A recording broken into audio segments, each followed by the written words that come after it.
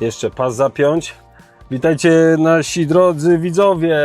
Rozpoczynamy dzień 7 tej wielkiej przygody. Mamy samochodzik od Wolfganga, który robi za małego vana. Jeszcze tylko musimy tutaj wyjechać z tego kempingu. Pozdrawiamy serdecznie rodzinkę z Krakowa, którą tutaj poznaliśmy. No i udajemy się gdzieś w nieznane znowu. Bardzo słoneczny dzień, 28 stopni.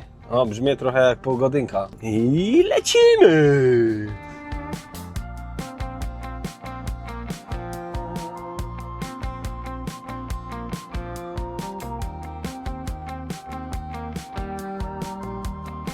Niezłe te śliwki, takie mi przypomina smak dzieciństwa, jak wszystko mi. Ostatnio jestem jakiś monotematyczny, bo mam jakieś retrospekcje z dzieciństwa. Czy nie za słodkie? Wszystko jest dobre, nie za słodkie. Są czyste.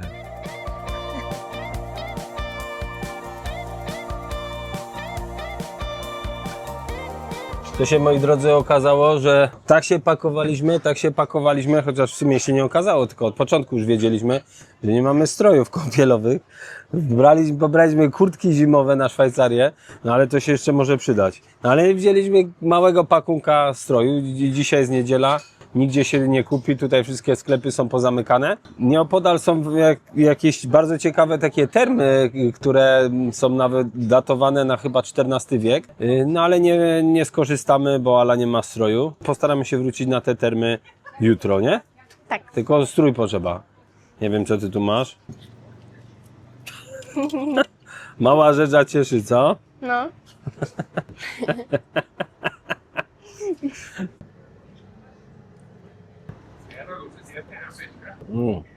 Ale zimne. A jakie mają być? Ja myślałem, że wodę to tylko do espresso dają, czy do espresso. O, dobrze się takiej kawki ciepłej napić. Lody zrobiły robotę?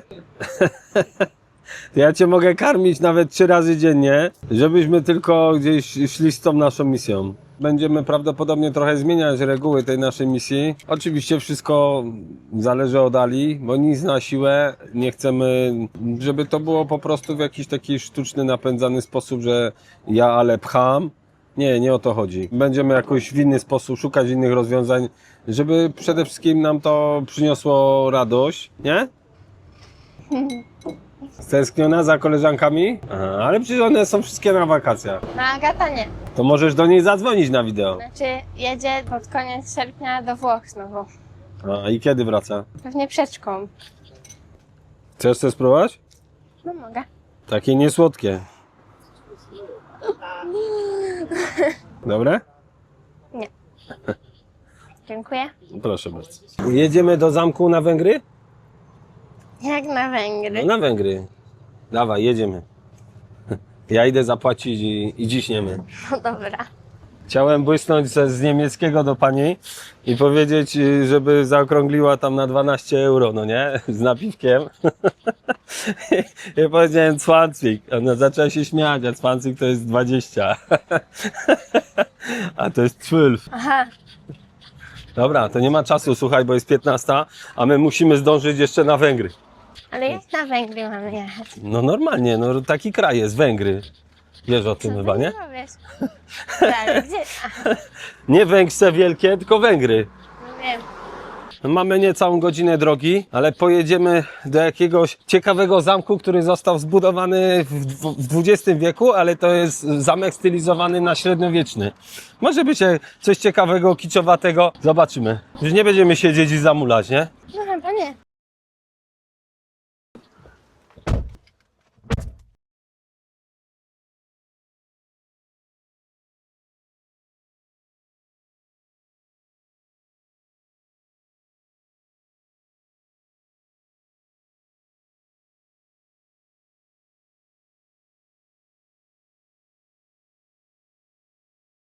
Cisza, spokój, nic się nie dzieje. Tu zaparkowaliśmy auto. Ala, a poczekaj chwilę, bo chciałem ci coś powiedzieć. Tutaj jest taki znak. Gute Fahrt. Wiesz co to po angielsku by znaczyło? Fart to jest pierdzieć. Czyli dobrego pierdzenia.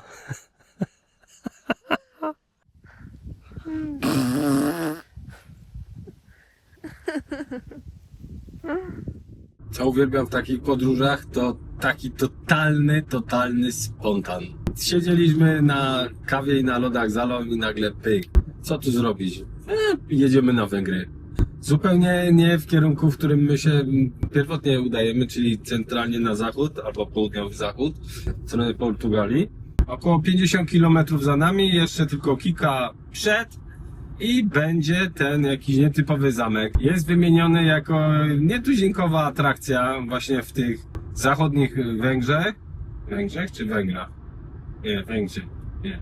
A Węgrach? Do Węgier? No jesteśmy właśnie na terytorium Węgier. Mały pit stop, bo na Węgrzech sklepy w niedzielę... No sorry. Sklepy są otwarte na Węgrzech w niedzielę. Nie tak jak w Austrii, że wszystko pozamykane. Nie mogliśmy kupić ani stroju sportowego, nic. Chociaż w sumie w Polsce tak samo jest, nie? Teraz. Wizyta na Węgrzech bez salami to jak być w Polsce na polskiej plaży i nie mieć parawanu. Język węgierski jest uznawany za najtrudniejszy język na świecie. A nie mandaryński? No właśnie nie. No różnie tam podają, ale węgierski, polski, mandaryński. Słuchałem kilku jakichś tam lingwistów i się wypowiadali, że łatwiej się właśnie chińskiego nauczyć niż polskiego, a już o węgierskim to zapomnij. We wszystkim co robimy to tak naprawdę to zawsze się liczą chęci. Czy to do języka, czy to do podróży, czy to zmiany swojego życia, poglądów i tak dalej. Chyba mi znowu to cukier z salem mi wszedł, bo filozofię lecą. Dobra, jemy, bo nam zamek zamkną.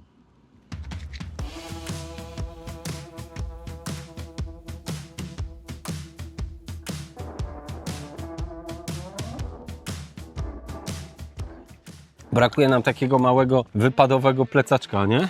No. Nauczka na przyszłość, żeby wziąć coś takiego, nawet jakiś 10-litrowy. Niosę tu pakunek, bo mam taką nadzieję, że polatam sobie tu dronem naokoło tego zameczku. Pogoda chyba sprzyja, bo ani jeden listek się nie rusza.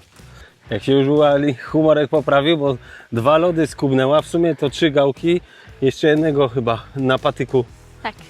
We Włoszech z Agatą jadliśmy około 10 albo 12 gałek dziennie. Ile? No bo 4 gałki były za 3 euro, czyli jakieś 14 zł. Co to za kolorowe patyki? A, to jest jakąś melodię gra. Uderz od prawej do lewej. A tam jest jakiś patyk na dole, czy coś? Na dole. A, jest.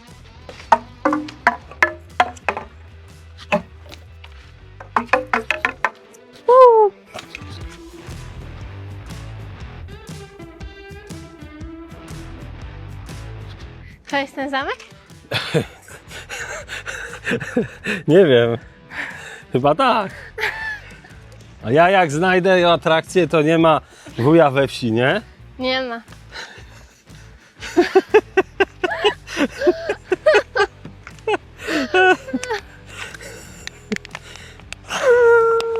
Polej się wodą. No chyba muszę. No to mieli rozmach z tym zamkiem.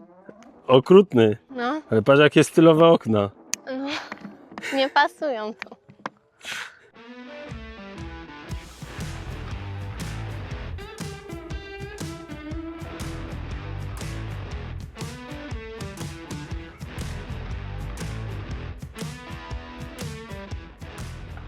No atrakcja jest kosmiczna, nie Ala? No, super. Pan cię jeszcze wziął jako dorosłą. Ale tam było ulgowy to do 10 lat. Pozamykane. I co, i tyle? Jeszcze nie wyszliśmy.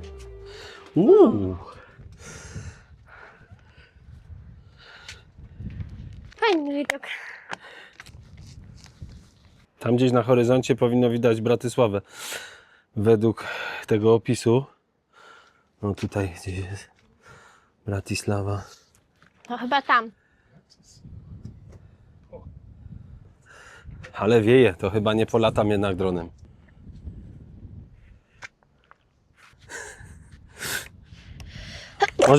Może powtórzymy angielski. Nie pamiętam, co tam było. Na tym jakże wielkim zamku. Średniowiecznym. Średniowiecznym. Ja nie wiem, co to jest, co tu w ogóle jest średniowiecznego. autor miał na myśli? Właśnie. Co autor miał na myśli? To powinien być podtytuł tego odcinka. No to zrób taki. Nie, no to jest hit.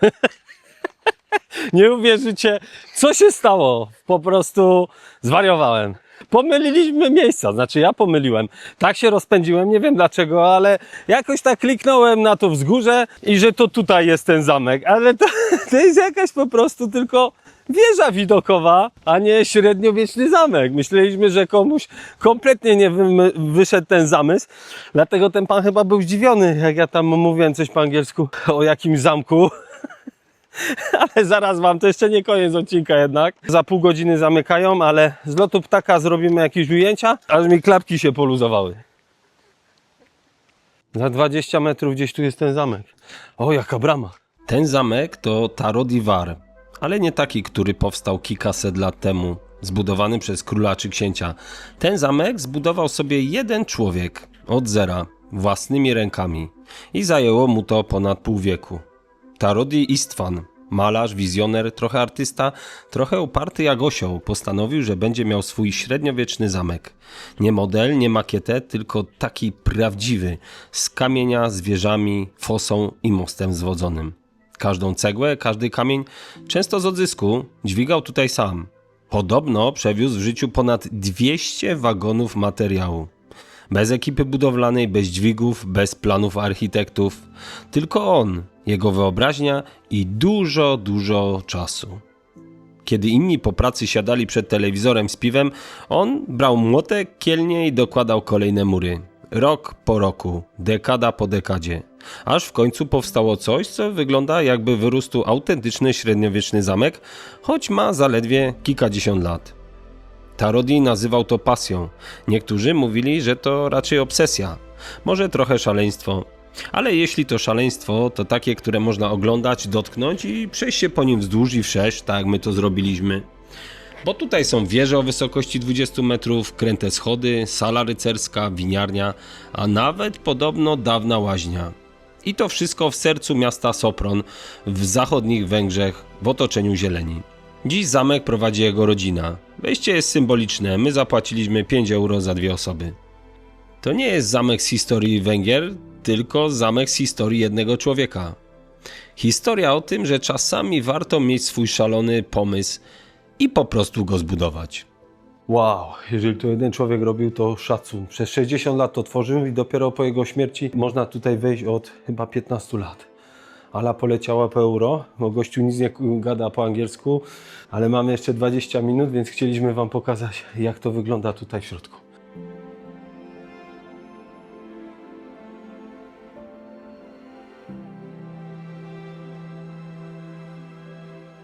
Chyba jakaś autentyczna beczka na wino, na Tokaja. Miał rozmach gościu.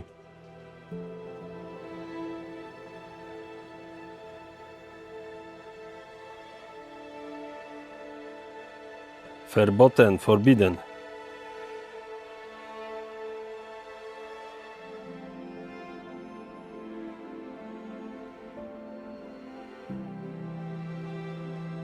O, to tam ta wieża, co niedaleko byliśmy, kilka kilometrów stąd i pomyliliśmy to miejsce. Tutaj też jest jakaś kawiarenka na tym tarasie. Fajnie to wygląda.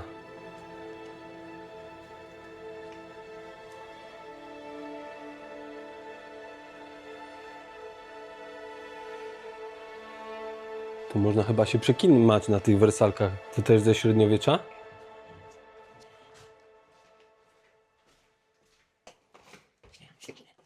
Ala się śmieje, bo ja jej mówię, że ja jestem w innym wymiarze, jak kręcę vlogi. Chodź, będzie ruch, to wiesz, taki jest bardziej profesjonal trochę, że się wiesz, coś tam zmienia, nie? No i dotarliśmy 18:01.